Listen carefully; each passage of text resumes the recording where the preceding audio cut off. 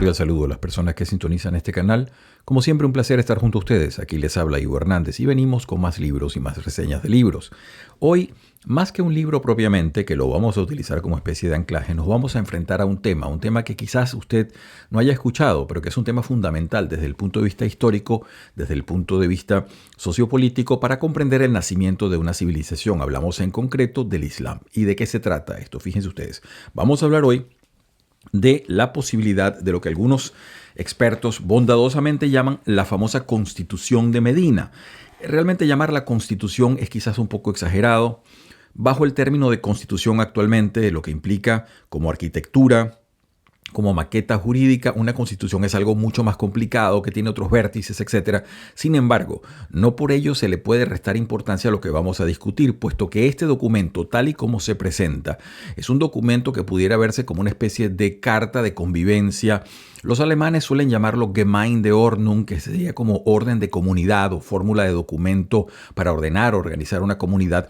Y es lo que se produce en el momento cuando Mahoma deja la Meca bajo amenaza sobre su vida y migra hacia Medina, una ciudad que le quedaba en ese momento aproximadamente unos 180, 200 kilómetros de distancia, que además no se llamaba Medina, se llamaba Yatrib, porque era un oasis. Todo eso es lo que vamos a trabajar. Entonces vamos a enfrentarnos un poco hacia los vértices de lo que serían los documentos que manejamos para poder enfrentar el tema y además la cita del documento en sí y todo lo que ello implica, que además se ha hecho bastante popular en internet. Yo mismo lo he extraído un poco de las cosas que les comento de un curso que dicto sobre las ideas políticas del Islam y que son muy interesantes porque nos dan una comprensión poliédrica mucho más compleja y rica que lo que pretenden algunos radicales actualmente, que simplifican el mensaje de esa religión en base a una especie de blanco y negro, cuando en realidad el Islam como civilización tiene enorme cantidad de matices, dada la complejidad que le hizo convertirse de una religión completamente circunscrita a la península arábiga a pasar a ser una religión del mundo que agrupa miles de millones de creyentes hoy en día. Entonces, fíjense ustedes, vamos a empezar con lo básico. ¿Cuáles son para todo musulmán los textos básicos, los textos sobre los cuales no hay discusión? Bueno, primeramente está la revelación directa, que sería el Corán. Para los musulmanes y los creyentes, el Corán es la revelación de Dios dada al profeta Mahoma. Esto no tiene discusión. Es un texto que, como usted puede ver, si ha tenido la oportunidad de acceder a alguna copia de él, usted ve que incluso cuando se le traduce, la traducción del texto está de un lado, pero el original en árabe está del otro lado. ¿Por qué? Porque cualquier traducción del Corán es eso, una traducción del Corán, pero no es el Corán mismo. El Corán solamente se identifica con el idioma árabe. Eso es una primera medida. Y allí todo musulmán estaría de acuerdo con ese punto. El segundo gran texto del Islam sería una cosa que se llama hadith. Los hadiths, que son unas especies de proverbios o de dichos, son unos enseñanzas sobre la vida de Mahoma compiladas mucho después de su muerte. Mahoma muere, según se nos dice, en el año 632 después de Cristo. Esto se compila aproximadamente unos 180, 200 años de su muerte. Hay un sujeto llamado Al-Buhari, siglo IX, que se dedica en vida prácticamente a recoger todos los dichos que son relativos a la figura del profeta Mahoma, y que tienen que ver con muchas cosas cotidianas. Hay hadites de cosas muy cotidianas de la vida diaria. Y entonces él empieza, luego de obtener aquella gran cantidad de datos, a refinar los que pueden ser más veraces realmente. Y de cientos de miles, como llegó a recuperar, se nos dice que se quedó con algunos miles, que se supone que verazmente pueden tener alguna vinculación histórica con la vida del profeta. Ese sería el segundo gran documento. Por supuesto, no se pueden comparar. El Corán es una revelación, es un texto teológicamente directo, no hay discusión en él. Los hadites, algunos musulmanes discuten si uno u otro puede ser más o menos cierto, ya son sujetos a polémica. Y el tercer gran documento se produce aproximadamente también 150 años después de la muerte de Mahoma y es la famosa Sira Rasul Alá o Sirat Rasul Alá, la vida del profeta de Dios, eso es lo que quiere decir. Y de ese texto, que sería el gran texto tercero, la biografía de Mahoma, tenemos acá una copia y nos vamos a basar en una parte de eso para hablar de la famosa Constitución de Medina. ¿Por qué? Porque esta constitución infelizmente no aparece, no existe el documento, no se tiene noción de él. Aparece mencionada acá, desglosada de una manera general, y también aparece En otro texto la nombra el gran historiador Al-Tabari, que es el historiador que produce los 40 tomos de historia, pero eso es bastante posterior, y es un sujeto que la menciona como algo que debe haber existido. La menciona también, creo que es Al-Kitab, con su famoso libro sobre los ingresos públicos, los impuestos, etc. No hay mucho más de ello. Sin embargo, la fórmula completa que tenemos, o la más completa, viene de ese texto. Lo tengo acá en mis manos, fíjense ustedes, por favor préstele atención. Este es un texto que yo lo pude adquirir hace poco, no es muy costoso y es un libro bastante interesante. Es en sí mismo la transcripción al español de la biografía original de Mahoma, la que los creyentes aceptan como más válida. Existen otras, existen muchas otras, pero este es el documento base que decimos. Conforma esa especie de tríada en donde usted dice, bueno, ¿cuáles son los tres pilares básicos en términos de lo que es para todo creyente tanto el mensaje de Dios como la vida del profeta? Bueno, les repetimos, tiene el Corán como primera y única medida, después tiene los hadiths, que son esa serie de proverbios, y hay muchos, y luego está este texto. Veamos entonces, fíjense ustedes, se dice la vida de Muhammad o la vida de Mahoma, y aquí tiene usted Sirat Rasul Allah de Muhammad ibn Ishaq. Aquí empieza ya el problema de los meandros históricos y las torceduras importantes que nos da la historia. ¿Por qué? Sirat Rasulallah significa la biografía del enviado de Dios. Muy bien. Ahora dices, Muhammad ibn Ishaq, ese es el sujeto a quien se atribuye el texto. Infelizmente, ese texto se pierde. Y que eso es en el siglo VIII, es decir, piense 700 y algo, ¿no? Ya unos 80 años después de la muerte de Mahoma. Y quien lo transcribe es Abdel Malik ibn Hisham. Este sujeto, Ibn Hisham, va a vivir ya en el siglo IX, es decir, unos 100 años después de Ibn Ishaq. Ibn Hisham, disculpen ustedes, en nuestro idioma se parece mucho esto y yo no pronuncio probablemente con las sutilezas del caso, pero lo cierto es que esta biografía es lo que nos queda como fundamento basal. Repito, hay textos posteriores, sumamente importantes algunos, pero todos son posteriores, todos vienen después y todos nos manifiestan una realidad diferente. Entonces, acá hay que estar muy atento a lo que está sucediendo porque, repetimos, la historia y la filología se empiezan a afincar en esto, que no tanto el creyente, porque si usted se pone a ver, el creyente tiene sobre esto una perspectiva que viene dada por la fe, lo cual es indiscutible y tiene una fórmula de creencia sobre el hecho, aunque este texto no es un texto de fe, este es un texto que le da a usted la referencia sobre un sujeto ejemplar como para los musulmanes es Mahoma. Sin embargo, quien ve esto con los ojos de la fe trata de obtener un aprendizaje de un sujeto, repetimos, que tuvo una vida particular, etcétera, etcétera, y que con su vida y sus acciones deja una enseñanza, más allá de las revelaciones aparte que implican el mensaje del Corán.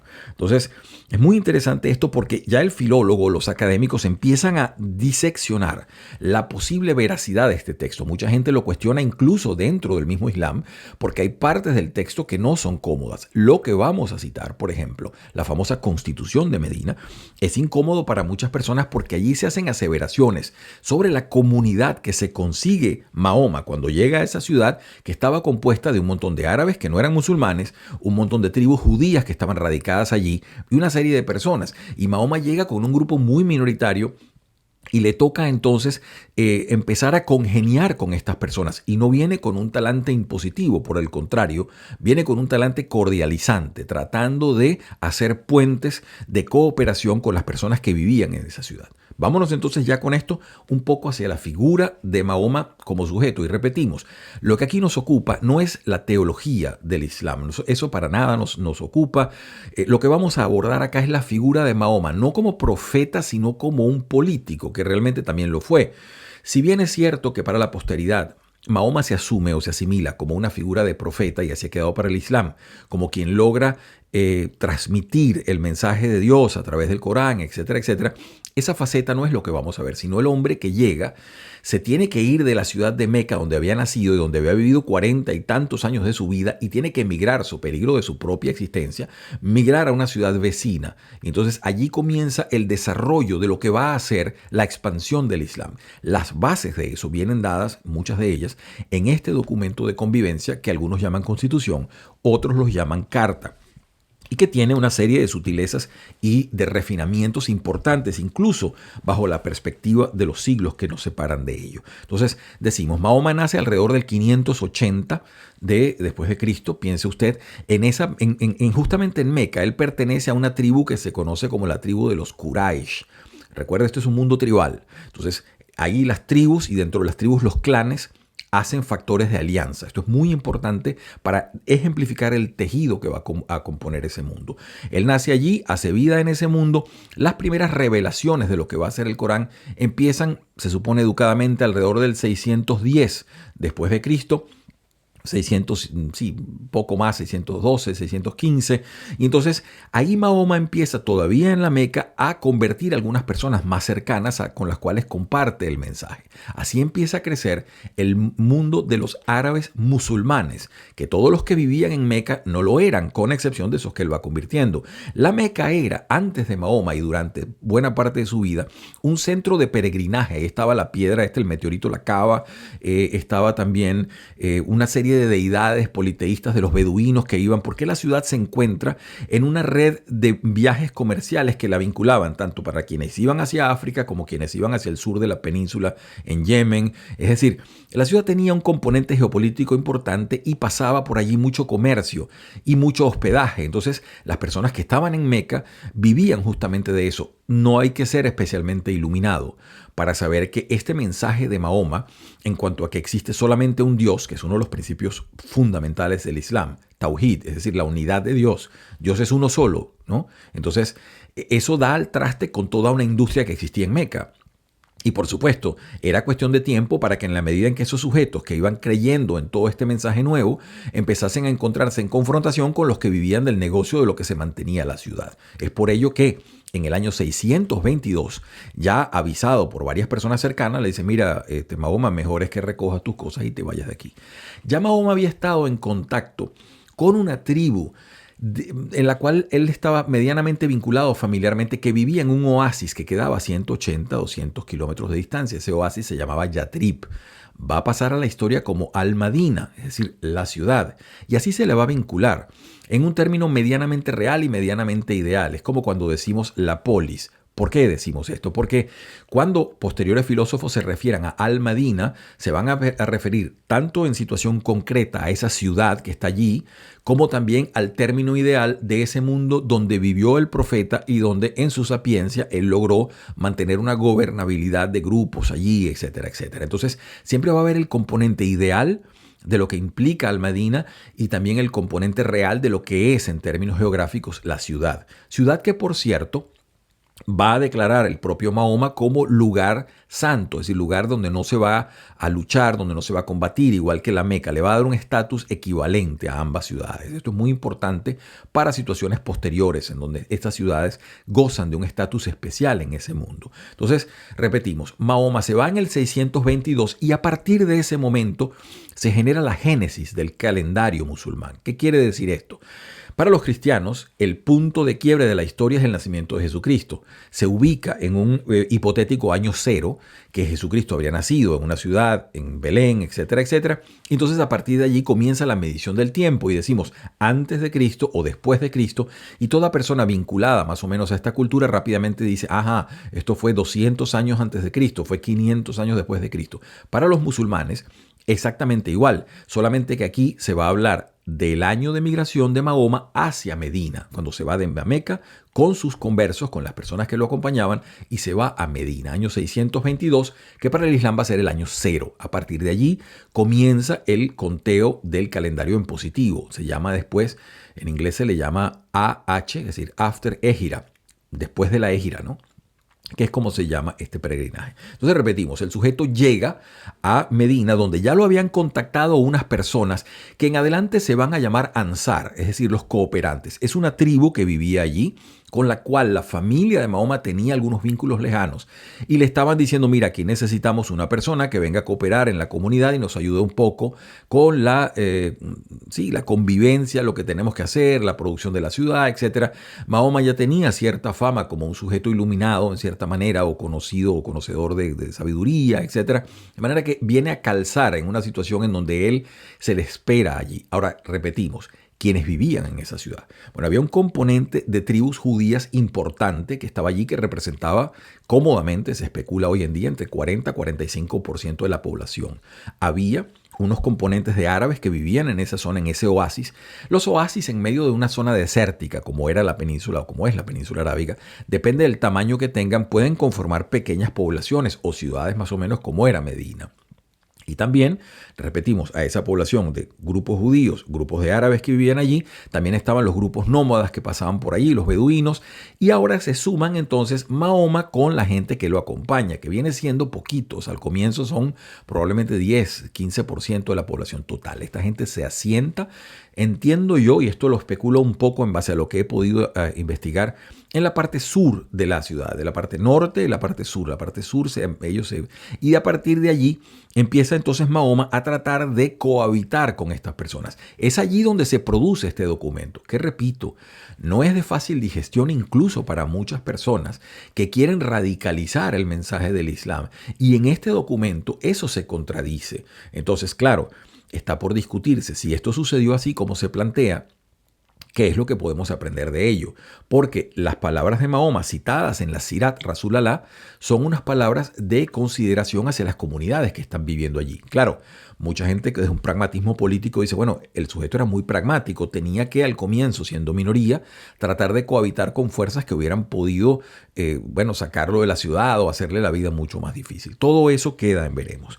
Él les decía sobre los clanes judíos que vivían en esa en esa ciudad, llamémosla Medina en adelante, están básicamente tres citados frecuentemente en esta biografía. Está el Banu Qainuqa, el Banu Nadir y el Banu Qurayza. Estos van a tener luego posteriores problemas enormes con la comunidad islámica que se va a ir asentando. Ese Banu Qainuqa, perdonen ustedes, es expulsado después en el 624, 625. El Banu Nadir los expulsan en el 626 y el Banu Qurayza hay problemas, incluso llegan asesinatos, los sacan en el 627. De manera que ninguno va a estar mucho tiempo allí. Sin embargo, este documento prela todas esas acciones lamentables que sucedieron después. Este documento se asocia educadamente que puede haber sido en el 622, cuando llegó Mahoma, al 623, que se produce lo que estamos hablando. Es muy importante para que usted sepa eso de Banu, cuando decimos Banu Nadir o Banu Qunayqa, usualmente eso Banu viene lo que sería en árabe bin o ibin, en hebreo se puede decir ben, cuando usted escucha un nombre, por ejemplo, ben, usualmente quiere decir hijo de, y en árabe también, cuando usted, por ejemplo, escucha Bin Laden, ese bin es el hijo de, que también se escribe IBN, ibn. Entonces, eso se asocia usualmente así, de manera que estos Banu tienen que ver como grupos asociados a la familia de fulano y fulano.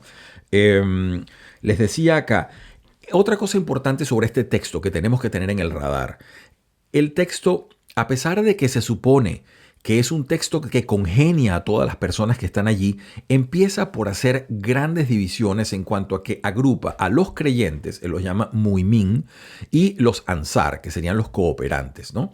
Y se reconoce, sí, la pluralidad de fuerzas que existen en la ciudad, pero es importante entender esto, que el texto ya empieza a asumir que los creyentes, todavía no los llaman los musulmanes ni nada, ni se le da un nombre particular, sino los creyentes, van a ser un número en crecimiento, en ascenso allí. De hecho, se habla de 6 tribus árabes, no musulmanas todavía, en Medina, de las cuales esta tribu de los Khazraj era la que justamente estaría vinculada a la familia de Mahoma. Estoy revisando mis notas por si acaso alguna cosa se me escapa acá. Bueno, fíjense ustedes, este texto que les digo sobre la posible constitución de Medina es un texto que se consigue en la biografía.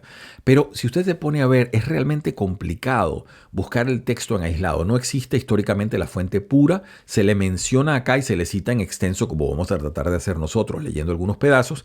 Y se sabe que circuló, por ejemplo, en la Córdoba medieval, eso lo vinimos a traducir, ya lo tradujo un alemán en el siglo XIX, luego ha tenido cierta circulación, existen varias copias que están dando vueltas por ahí, además de la que tengo yo.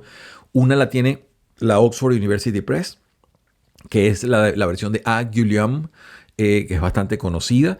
Existen otras fuentes por allí y existe también, como les decía, el libro de Abu Ubaid Al-Qasim, que ese es el libro, otra fuente antigua que menciona este texto, pero con mucha más limitación, que fue escrito también a comienzos, es decir, siglo IX después de Cristo, de nuestra era más o menos. Creo que no tengo, hay un libro que sí recomiendo, pero no lo tengo, lo he podido ver en biblioteca, que es el libro de Michael Lecker. Esto se publicó, creo que fue en la Universidad de Princeton en el año 2004, en donde él publicó en extenso un libro sobre la Constitución de Medina y entonces hace un arqueo muy bueno de las fuentes de las cuales ha obtenido. A quien le interese un tema tan fascinante como esto puede entonces abocarse a buscar tanto este como otros textos vinculantes. ¿Por qué? Porque primero, si lo llama constitución, bueno, estaría admitiendo que es la primera constitución que se escribió nunca en el mundo.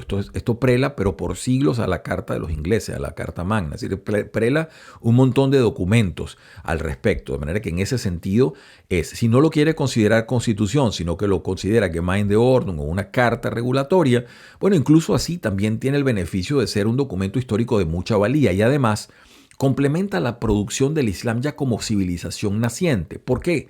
Porque si nos metemos en la máquina del tiempo y vamos a ese siglo VII, es decir, cualquier cosa de lo que sucede entre el 622 y el 632, esos 10 años de Mahoma en Medina, usted se da cuenta aquí de varias cosas que son muy prometedoras y que nos muestran el nacimiento de una civilización. Como primera medida, el primer libro que existe en árabe es el Corán. Es decir, aquí se pasa directamente a la historia.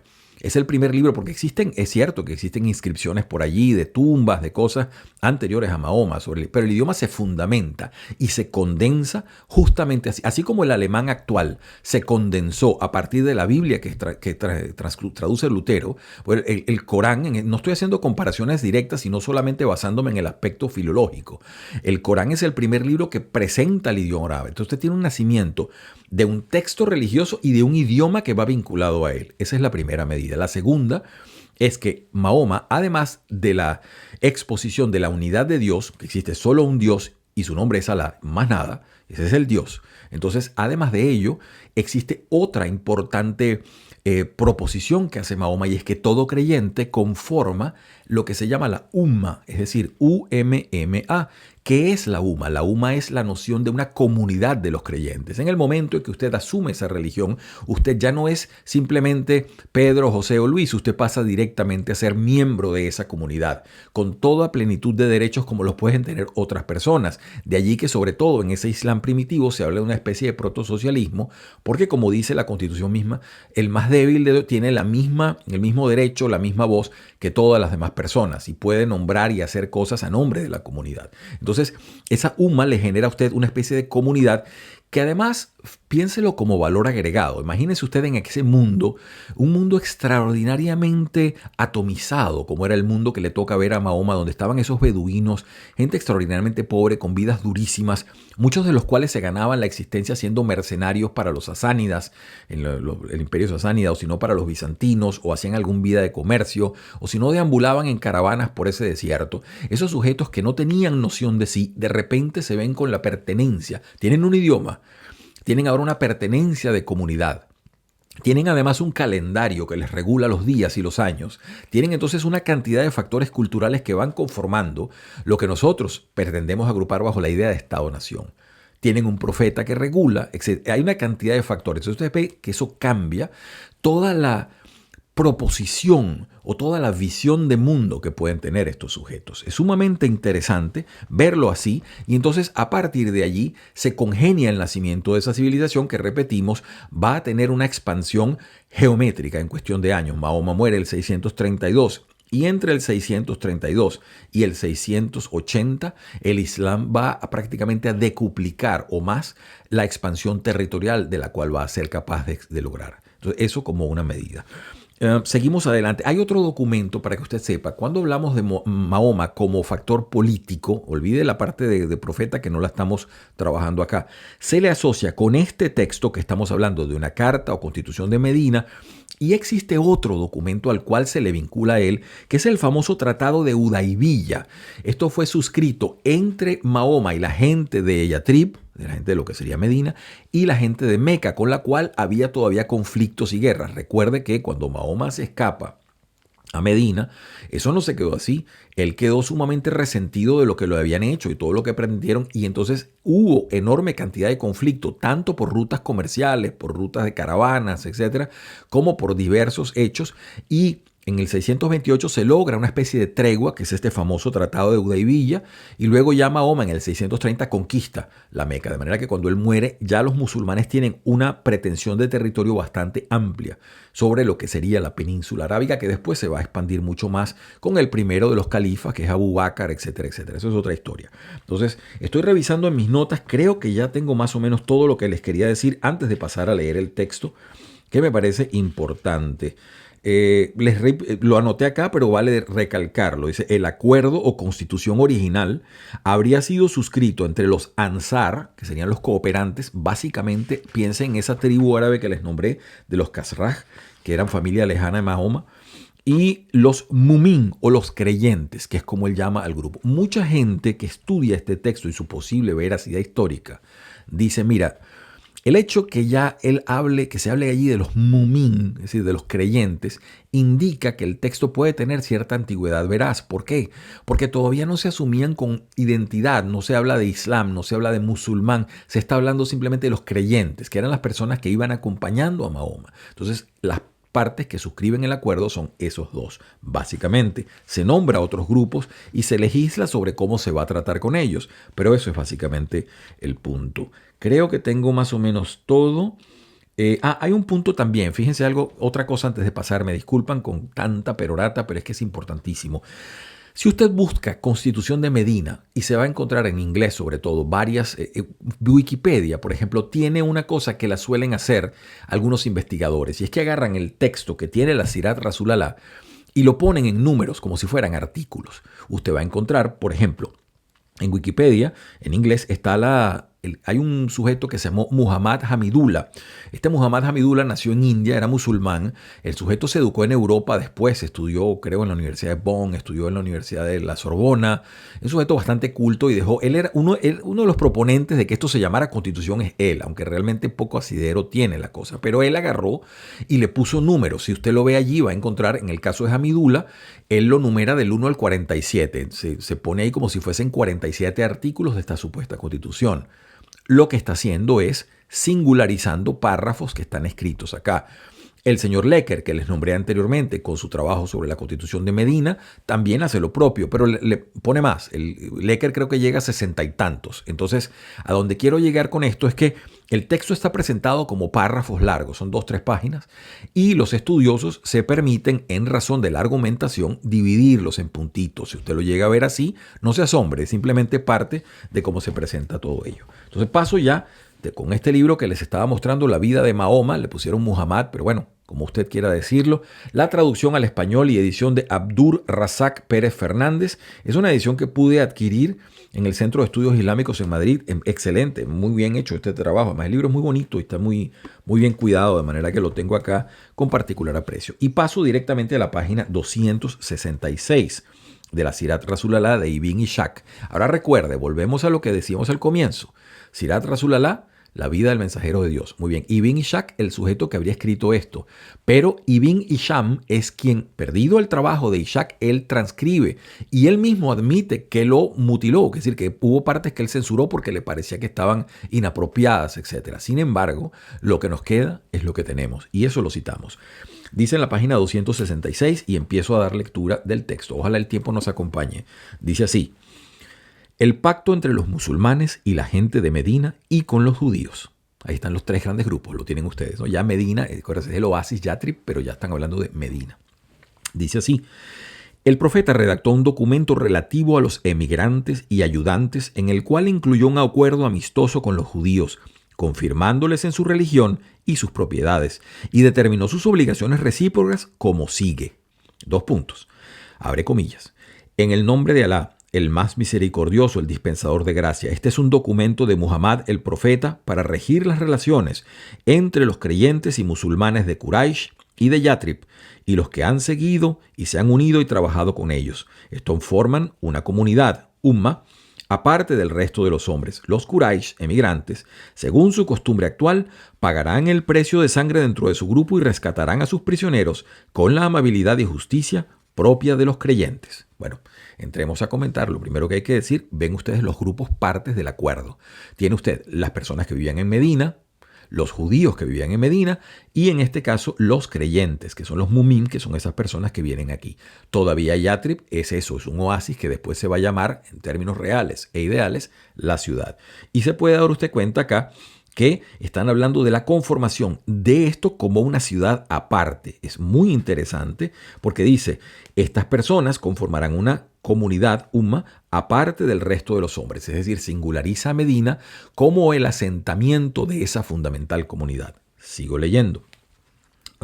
Dice acá, los Banu Auf, según su costumbre actual, pagarán el precio de sangre que pagaban en el paganismo. Cada sección rescatará a sus prisioneros con la amabilidad y justicia propia de los creyentes. Los Banu Saída, los Banu Al-Harit y los Banu Yusam y los Banu Nayar actuarán de igual manera, ¿no? Sigo más adelante. Los creyentes no dejarán que ninguno de ellos quede desamparado por no pagar su rescate o precio de sangre caritativamente. Un creyente no tomará por aliado al liberto de otro musulmán en contra de él.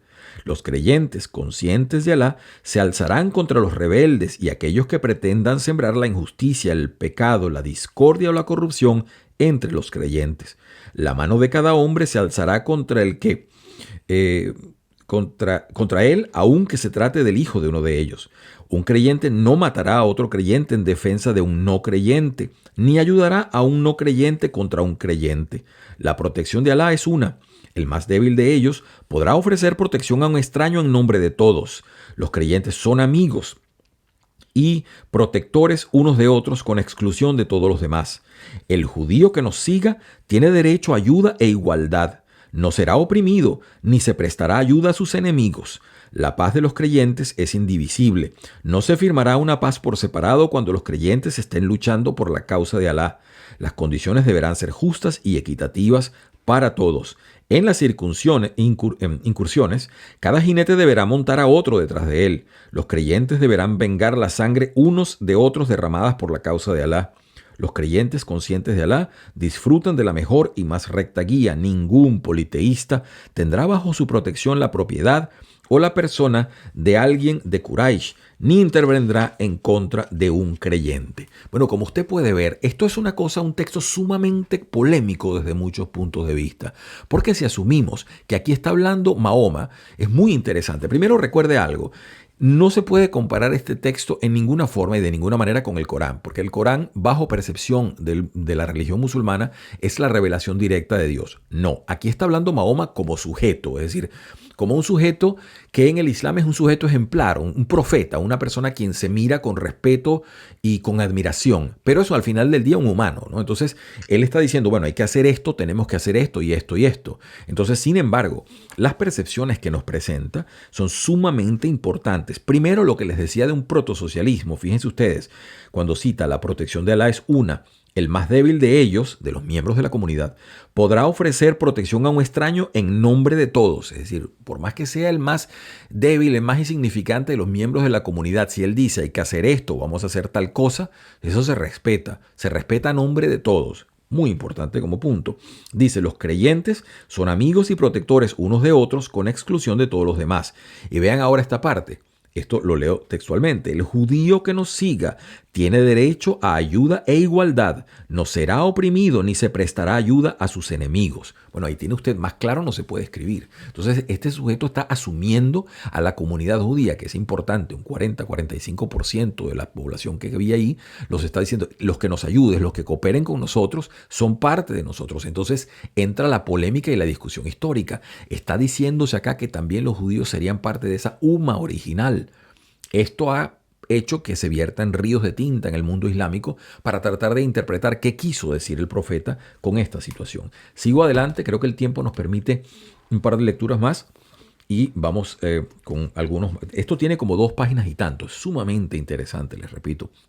Si puede acceder al texto, ni siquiera lo dude, muy importante para entenderlo y lo va a encontrar pocas veces glosado, a pesar de la importancia histórica. Yo lo uso en mis cursos porque me parece que es un texto fundamental y se consigue en varios idiomas, ¿no? Dice acá, sigo en la página 267, no es lícito para un creyente vinculado por lo que este documento contiene y que crea en Alá y en el último día, ayudar a un malhechor o darle cobijo. La maldición de Alá y su ira caerán sobre él el día de la resurrección si lo hace, y no se aceptará de él arrepentimiento ni rescate. Cuando discrepéis en algún asunto, deberéis referirlo a Alá y a Mahoma.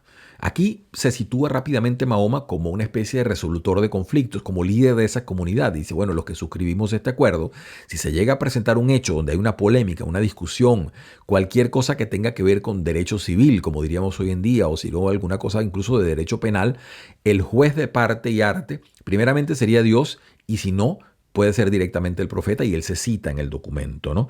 Dice más, página 267. Los judíos deberán contribuir al coste de la guerra mientras luchen junto a los creyentes. Los judíos de Banu Auf forman una comunidad con los creyentes. Los judíos tienen su religión y los musulmanes la suya. Sus libertos y sus personas, excepto aquellos que actúan injusta y pecaminosamente, pues esos no hacen sino dañarse a sí mismos y a sus familias.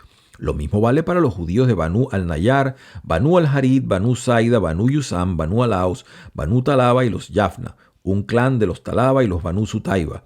La lealtad los protege de la traición. Los libertos de Talaba son como ellos. Los amigos íntimos de los judíos son como ellos. Ninguno de ellos entrará en guerra, salvo con permiso de Mahoma, pero no se le impedirá tomar venganza por una herida.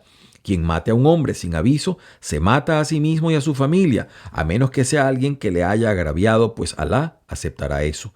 Los judíos cargarán con sus gastos y los musulmanes con los suyos. Ambos grupos deberán ayudarse en contra de cualquiera que ataque a la gente de este documento. Deben procurarse mutuamente el consejo y la consulta, y la lealtad protege de la traición. Un hombre no es responsable por los delitos de su cliente. El agraviado debe ser auxiliado. Los judíos deberán pagar junto con los creyentes mientras dure la guerra. Yatrib será un santuario para la gente de este documento. Es muy interesante si se pone a ver usted lo que estamos diciendo acá. Fíjese ustedes la cooperación que se está planteando en la comunidad y cómo entonces ya Medina, como va a ser conocida a futuro, entra en calidad de santuario y va a compartir ese legado junto con la ciudad de Meca, que después va a ser reconquistada, les decíamos, en el 630 por Mahoma, y pasa a ser ya parte de la geopolítica del crecimiento musulmán desde ese momento. Pero es muy importante verlo así. Muy fascinante, repetimos, un documento que hasta hoy en día tiene polémica y tiene discusión abierta. Ya el tiempo está prácticamente contra nosotros. Puede usted aquí darse cuenta a través del documento de varios elementos y tenemos que hacer una especie de conclusión forzada y rápida. Lo primero, los grupos interactuantes, el reconocimiento de cada uno de estos grupos como miembros de la comunidad. Gran parte. Segundo, el posicionamiento de Mahoma como sujeto regidor o juez de esa comunidad, presentándose como profeta y dándose su puesto dentro de la situación que está dándose allí. Luego, el aislamiento de la ciudad de Medina o de Yatrib ya como santuario o como lugar que debe ser defendido, y en ese sentido le habla a las comunidades. Es decir, aquí todo el mundo tiene que poner su cuota en esto para mantener esta ciudad. ¿Por qué lo dice?